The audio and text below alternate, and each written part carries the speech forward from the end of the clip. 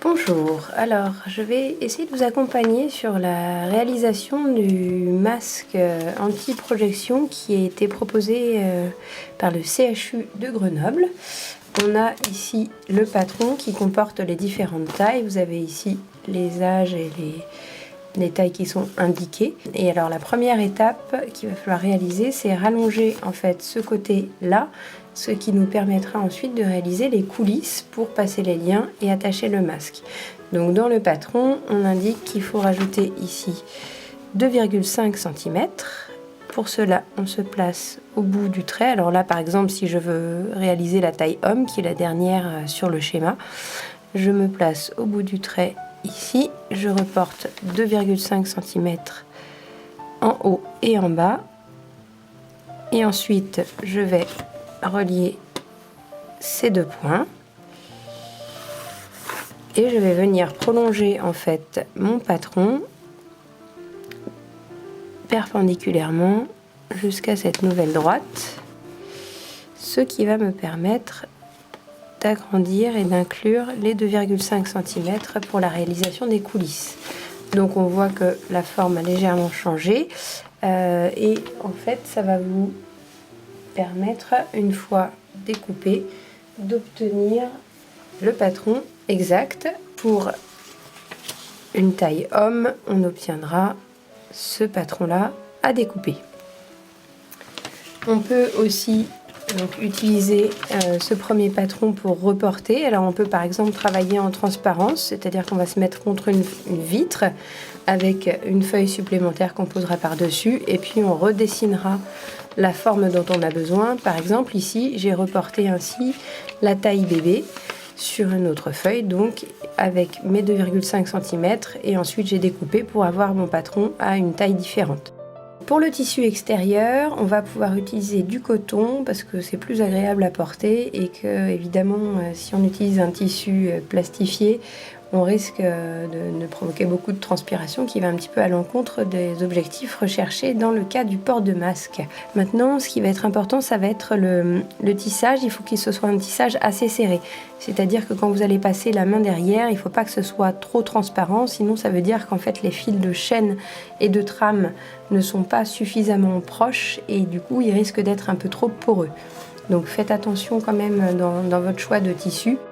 Une fois que vous avez assemblé vos lisières bord à bord comme ceci, vous allez replier une deuxième fois votre tissu et ensuite vous allez pouvoir poser votre patron légèrement en décalé par rapport aux bordures parce qu'il va falloir aussi ajouter 1 cm tout autour à la découpe qui représente ce qu'on appelle les marges de couture. Il faut avoir 4 épaisseurs, 4 fois le patron pour réaliser le masque. Ça représente une moitié de masque. Donc il faut les deux moitiés avant, les deux moitiés arrière et au centre notre épaisseur en synthétique qui va venir faire barrière. On va épingler à peu près aux angles comme ceci.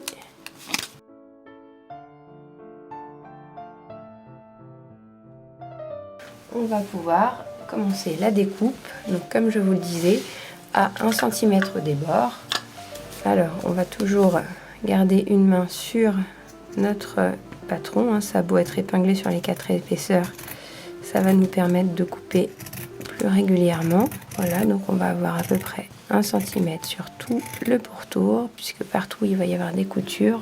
On ôte les épingles et le patron, on va retrouver effectivement nos 4 épaisseurs que nous n'aurons plus ensuite qu'à assembler 2 à 2. Donc les deux du dessus, les deux du dessous qui vont venir composer notre masque. Avec le même patron qu'on a utilisé pour découper notre tissu, on va découper également la doublure. Donc la seule différence, c'est qu'on n'aura pas les 2,5 cm en supplément et qu'on va découper sans avoir le centimètre parce qu'il n'y aura pas de couture extérieure puisqu'il va être inséré entre les deux épaisseurs de tissu.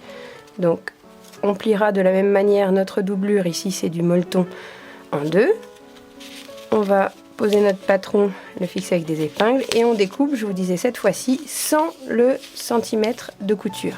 On va utiliser la machine à coudre et un point droit. Voilà, ainsi vous voyez qu'on a la doublure qui est assemblée. Et maintenant on va procéder exactement pareil pour le tissu de dessus et le tissu de dessous.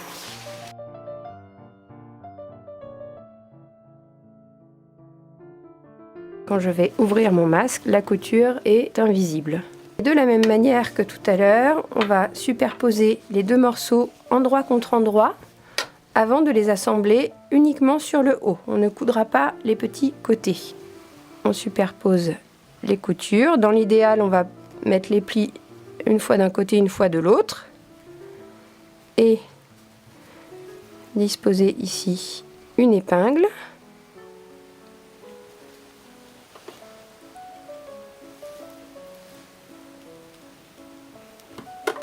Voilà.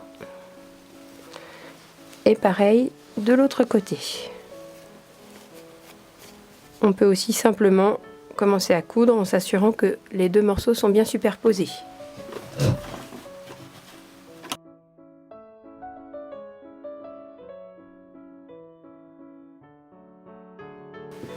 Et on va procéder de la même manière pour le bas. Une fois les coutures en haut et en bas effectuées, on va procéder au retournement de la pièce. Et il ne nous reste plus qu'à glisser notre doublure à l'intérieur. Cette partie-là, elle va être vers l'intérieur, puisque c'est ce qui va venir contre le visage. Il ne faut pas qu'il y ait de grosseur contre les visages, c'est plus confortable. Et notre masque, donc il est comme ça. Donc on vient glisser la doublure avec la couture vers le haut. On a bien nos trois épaisseurs, coton, synthétique, coton. Et notre masque est prêt à être cousu à nouveau en haut et en bas. Ce sera la piqûre de maintien. Pour préparer la coulisse, on a notre bord de masque qui est comme ceci. On va replier ici et là de manière à créer un espèce de petit ourlet d'environ 1 cm vers l'intérieur. On rabat les deux côtés ensemble vers l'intérieur du masque et on va venir coudre toutes les épaisseurs de manière à consolider cette coulisse dans laquelle on passera ensuite notre élastique. On a bien fixé nos épaisseurs ensemble. À présent, on va finaliser l'attache. Pour ça, il vous suffit d'avoir des élastiques de bureau normaux et puis du ruban. Alors ici, c'est de l'extra fort, mais ça peut être à peu près n'importe quel ruban. Donc, on va prendre le fameux ruban et on va commencer par un double nœud. On va bien fixer. Je glisse mon crochet, mon passe-lacet à travers la coulisse. Je l'attrape à l'extrémité. Je ramène mon ruban. Et là, il ne me reste plus qu'à fixer l'élastique de l'autre côté. Donc toujours avec un double nœud. Et voilà.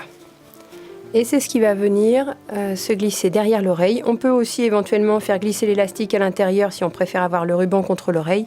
Moi j'ai tendance à laisser l'élastique parce qu'il y a un petit côté anti-glisse qui peut être assez pratique. Pour les petits, parce que c'est pas évident de leur faire garder des masques, moi ce que je fais c'est que je laisse la tétine en dessous et du coup c'est vrai qu'il est un petit peu moins impressionné par son masque.